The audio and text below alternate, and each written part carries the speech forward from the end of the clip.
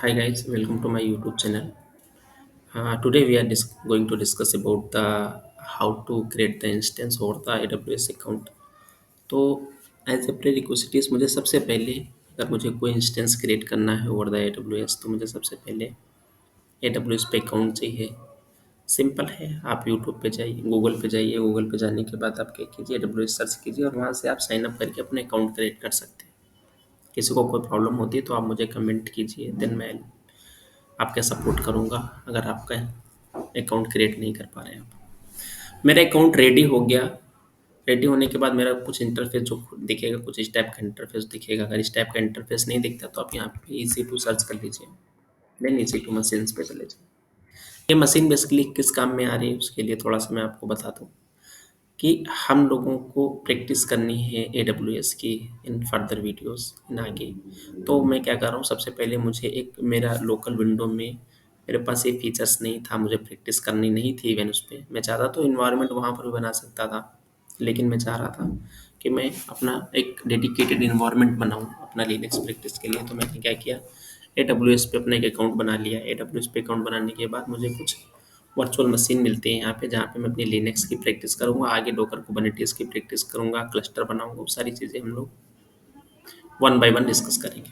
सो मुझे भी अपने इंस्टेंस बनाना था। इंस्टेंस बनाने के लिए मैंने सिंपल सा क्या किया, EC2 में गया। EC2 में जाने के बाद यहाँ पे मुझे एक ऑप्शन मिल रहा था लॉन्च इंस्टेंस का।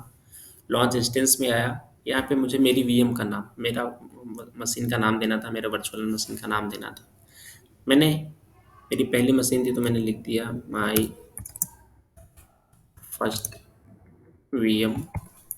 उसके बाद फिर मैं नीचे आ जाता हूँ। अब मुझे पता है कि जैसे आप मार्केट से लैपटॉप भी खरीद के लाते हो, तो लैपटॉप एक होता है, एक हार्डवेयर होता है। बेसिकली हार्डवेयर मीन्स मैं इसकी बात कर रहा हूँ। उसके बाद उस हार्डवेयर के ऊपर ऑपरेटिंग सिस्टम होता है। ऑपरेटिंग सिस्टम क्या होता है, we will go in further video. But अभी के लिए अगर मुझे एक अपने लैपटॉप को वर्केबल बनाना है तो उसके लिए सबसे पहले मुझे एक लैपटॉप चाहिए। लैपटॉप के ऊपर बेसिकली एक नीचे हार्डवेयर होता है, उसके ऊपर और ऑपरेटिंग सिस्टम होता है। तो यहाँ पर जब हम कोई सर्वर बनाते हैं तो सर्वर में भी सेम एज इट इज हमारे पास क्या होता है, कुछ नीचे हार्डवेयर होता है। हार्डवेयर के बाद फिर मैंने क्या बोला, एक हमको इमेज एक सिलेक्ट करनी पड़ी। इमेज मीन्स OS सेलेक्ट करना पड़ता है। तो यहाँ पे मेरे पास नंबर ऑफ OS थे। मैंने क्या कर दिया, AWS कोई भी एक OS सेलेक्ट कर लिया इस लिस्ट से। मैंने ये सिलेक्ट कर लिया। सिलेक्ट करने के बाद वापस मैं थोड़ा सा स्क्रॉल डाउन करता हूँ। यहाँ पे मुझे हार्डवेयर मिलता है। हार्डवेयर में उसकी बात कर रहा हूँ, जैसे हम लोग मार्केट में लैपटॉप खरीदने जाते हैं तो वहाँ पे हमें क्या मिलता है कि इसका स्पेस कितना, 8 GB रैम है इसकी, और 50 GB हार्ड डिस्क है इसकी, 100 GB हार्ड डिस्क है इसकी। उसका उसका एक टाइप का कुछ CPU होता है। तो उस टाइप का जो हार्डवेयर होता है, तो वो हार्डवेयर हम लोगों को यहाँ पे फीचर्स मिलता है हार्डवेयर सेलेक्ट करने का। तो मुझे प्रैक्टिस के लिए चाहिए था, तो मैंने बोला कि मुझे A1 CPU का 0.5 रैम का मुझे एक हार्डवेयर दे दो। मैंने क्या किया, इसको सिलेक्ट कर लिया। सिलेक्ट करने के बाद अब यहाँ पे जैसे अपने लैपटॉप को खोलने के लिए हम लोग क्या करते हैं, by default user name password डालते हैं, अगर कोई दूसरा बंदा उसको यूज़ ना कर पाए। तो यहाँ पर भी AWS भी हमें एक फीचर्स देता है कि हम की बेस्ड अपनी मशीन बना रहे हैं या पासवर्ड बेस बना रहे हैं। तो AWS वालों ने क्या किया है, अपने को पासवर्ड बेस नहीं दिया है, क्योंकि अब किसको किसको क्या क्या पासवर्ड बांटेंगे। तो उन्होंने एक मेथड दिया है की बेस्ड ऑथेंटिकेशन, की बेस्ड अथराइजेशन। बेसिकली की बेस्ड अथराइजेशन का मतलब क्या होता है कि जैसे ही मैंने यहाँ पे क्या किया, क्रिएट न्यू की करके दिया। क्रिएट न्यू करने के बाद मैंने इस की का नाम दे दिया माई फर्स्ट की।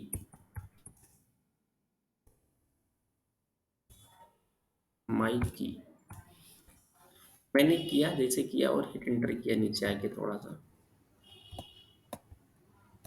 क्रिएट की जैसे मैंने की तो क्या हुआ, एक की एक की मेरे ऑटोमेटिक डाउनलोड में आ गई, और साथ ही साथ मेरी एक की इस मशीन जो बनने वाली मशीन है उसके साथ अटैच हो गई। जो मेरे मशीन के साथ वो की अटैच हो गई उसको मैं बोलूँगा प्राइवेट की, और जो मुझे मिली वो मुझे मिली पब्लिक की। अब मैं क्या करूँगा, आगे जब मुझे इस मशीन को एक्सेस करना होगा तो उसके लिए मुझे एक की ज़रूरत पड़ेगी। अब ये की जैसे मैं वहाँ पे लूँगा, यूज़ करूँगा, तो वो की क्या करेगी, मेरी प्राइवेट की जो कि मशीन के साथ इनबिल्ट थी उसके पास जाएगी। अगर वो दोनों की आपस में मैच करती हैं, देन मुझे क्या मिलेगा, इस मशीन में एक्सेस मिलेगा, अदरवाइज वो मुझे रिजेक्ट कर देगा। तो ये फ़ायदा था मेरे पास। 2 वे होते हैं किसी चीज़ को लॉगिन की किसी सर्वर को लॉगिन करने का। पहला जो मेथड होता है वाया की मेथड होता है, जो कि हम लोग यहाँ पे देखने वाले हैं। दूसरा आगे जो मेथड यूज़ होता है पासवर्ड बेस्ड मेथड होता है, जो कि हम एक बार मशीन हमारी ऑन हो जाएगी, ऑन होने के बाद मैं क्या कर सकता हूँ, उस मशीन को मैं password vice I mean password के बेस पे कर सकता हूँ। पासवर्ड के बेस पे उसको ओपन कर सकता हूँ। मतलब मैं यूज़र नेम पासवर्ड वहाँ पे सेट कर दूँगा, देन मैं मशीन को विदाउट दिस की मैं उसको आगे यूज़ कर पाऊँगा। थोड़ा-सा मैंने स्क्रॉल डाउन करने के बाद ये कुछ सिक्योरिटी की चीज़ें होती हैं, ये भी अपने यूज़ की नहीं थी। उसके बाद मुझे यहाँ पे कुछ नहीं करना है, यहाँ पे मुझसे पूछता है नंबर ऑफ इंस्टेंस कितने चाहिए। जैसे मुझे भी प्रैक्टिस के लिए मुझे सिर्फ़ 1 मशीन चाहिए थी, लेकिन आगे हो सकता है मुझे आगे जैसे मैं डॉकर कुबरनेटिस की जब मैं बात करूँगा तो वहाँ पे मुझे मल्टीपल मशीन्स होती थी, क्योंकि वहाँ पे कुछ मास्टर सर्वर्स होते हैं, कुछ वर्कर नोड्स होते हैं, वर्कर सर्वर्स होते हैं, तो उसके लिए आगे चाहिए। लेकिन अभी मुझे चूँकि लिनक्स की प्रैक्टिस करनी है, तो मुझे सिर्फ़ 1 ही मशीन चाहिए, देन मैंने क्या कर दिया, लॉन्च इंस्टेंस कर दिया। जैसे मैंने लॉन्च इंस्टेंस पे क्लिक किया, तो ऑटोमेटिक थोड़ा-सा ये प्रोसेस चलता है, वापस मैं इंस्टेंस पे आया, तो मैंने क्या देखा कि यहाँ पे मेरे पास माय फर्स्ट वीएम नाम की कोई मशीन मेरे पास बनने लगी। अभी पेंडिंग स्टेट में है, almost uh, 30 second to 1 minute लगभग लेता है इसको अप आने में, एज़ पर आवर कॉन्फ़िगरेशन। तो जैसे मेरी अप आ जाएगी, मैं उसको क्या कर पाऊँगा, यूज़ कर पाऊँगा। मेरे पास ये रनिंग में आ गई। जैसे रनिंग में आ गई, इसको वैसे तो इसका स्टेटस भी आना चाहिए, लेकिन अगर रनिंग में भी आ जाती है, तो अभी आप इसको क्या कर सकते हो, एक्सेस कर सकते हो। मैंने क्या किया, यहाँ पे क्लिक किया। यहाँ पे क्लिक करने के बाद मुझे यहाँ पे पब्लिक आईपी मिलती है और प्राइवेट आईपी मिलती है। बेसिकली पब्लिक आईपी से ही हम लोग अपने मशीन को लॉगिन करते हैं। प्राइवेट आईपी बेसिकली यूज़ होती है जब सर्वर टू सर्वर मुझे कम्युनिकेशन करना पड़ता है, तो वहाँ पे मैं क्या करता हूँ, प्राइवेट आईपी का यूज़ कर सकता हूँ। अभी मुझे पब्लिक आईपी चाहिए थी, मुझे मेरी मशीन को लॉगिन करने के लिए। मैंने क्या किया, इस पब्लिक आईपी को कॉपी किया। अब मुझे मेरे विंडो से कम्युनिकेट करवाना था इस मशीन को। ये मशीन मेरे कहीं और रखी थी। ये रीज़न लिखा मुंबई। इट मीन्स मैं जो डाटा सेंटर यूज़ कर रहा हूँ, ये मुंबई का यूज़ कर रहा हूँ। इसका मतलब ये हुआ कि मेरी जो ये मशीन है, जो मैंने वर्चुअल मशीन बनाई है, इसका फिजिकल हार्डवेयर कहाँ रखा है? मुंबई में रखा है, और मैं बैठा कहीं दूसरी सिटी में हूँ। अब मुझे इस मशीन को यूज़ करना है, मतलब मुझे जब विंडो 2, मेरी जो मशीन, जो मेरा लैपटॉप होता है, इसको विंडो मशीन बोलता हूँ, और जो इस मशीन को मैं बोलूँगा, तो मैं बोलूँगा लिनक्स मशीन। तो जब मुझे मेरी विंडो मशीन से, मेरे लिनक्स मशीन से बात करवानी पड़ती है, तो उसके बीच में एक इंटरफ़ेस हम लोग यूज़ करते हैं, जिसको मैं क्या बोलता हूँ, या तो पुट्टी होगा या तो मोबास्ट्रम होगा। तो इस टाइप के कुछ ओपन सोर्स है मार्केट में, तो मैंने क्या किया था, नॉर्मली जाके गूगल से free of cost download putty कर लिया था, या मेरे केस में मैं हमेशा जो यूज़ करता हूँ, मोबास्ट्रम यूज़ करता हूँ, तो मैंने वहाँ पे गूगल पे गया, गूगल पे से लिख दिया मोबास्ट्रम, और वहाँ से मैंने क्या किया, गूगल स्ट्रीम का पैकेज डाउनलोड कर लिया। डाउनलोड करने के बाद मैं उसको यूज़ कर पाऊँगा। तो मेरे पास मोबास्ट्रम पहले से था, तो मैंने जैसे मोबास्ट्रम खोला, तो मोबास्ट्रम की कुछ विंडो इस टाइप की दिख गई। मैंने क्या किया, यहाँ पे सेशन में जाना है। सेशन में जाने के बाद मैंने क्या किया, यहाँ पे एसएसएच किया।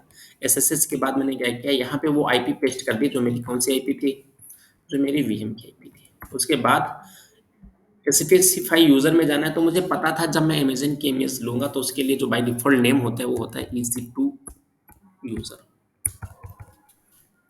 एडवांस एसएसएच में, क्योंकि अब मेरे पास जो मेथड था इसको मेरी मशीन को एक्सेस करने का, वो था बाय की, तो मैं क्या करूँगा, एडवांस एसएसएच सेटिंग में जाऊँगा, यूज़ प्राइवेट की में जाऊँगा, और प्राइवेट की के बाद मैं क्या करूँगा,